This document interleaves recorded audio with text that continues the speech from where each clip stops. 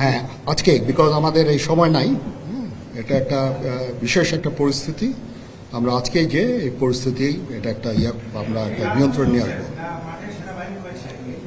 সেনাবাহিনী শান্তি শৃঙ্খলা বজায় রাখার কাজ চালিয়ে যাবে এবং আপনাদের সবার দায়িত্ব, ছাত্রদের দায়িত্ব, রাজনৈতিক নেতৃবৃন্দ এবং রাজনৈতিক কর্মীদের দায়িত্ব হচ্ছে সেনাবাহিনীকে সাহায্য করা এবং আপনারা মিডিয়ার মাধ্যমে আমাদেরকে এই যে একটু আমাদের সাহায্য করেন, সুতরাং আমরা তাহলে এই পরিস্থিতি নিয়ন্ত্রণ সহজেই নিয়ে আসতে পারব।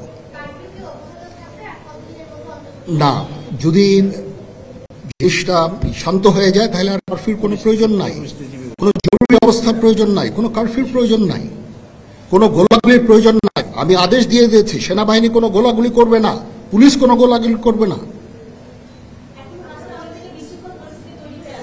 আমি আশা করছি যে আমার এই বক্তব্যের পরে পরিস্থিতি উন্নতি হবে, আমরা একটা সুন্দর পরিবেশের দিকে যাচ্ছি।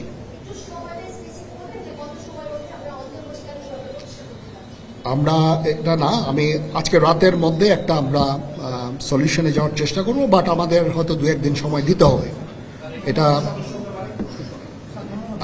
আমরা এখনো এটা টু আর্লি, আমরা যাচ্ছি যে আমরা কথা বলবো মহামান্য রাষ্ট্রপতির সাথে, আমরা একটা সুন্দর সলিউশনে আমরা পৌঁছাবো।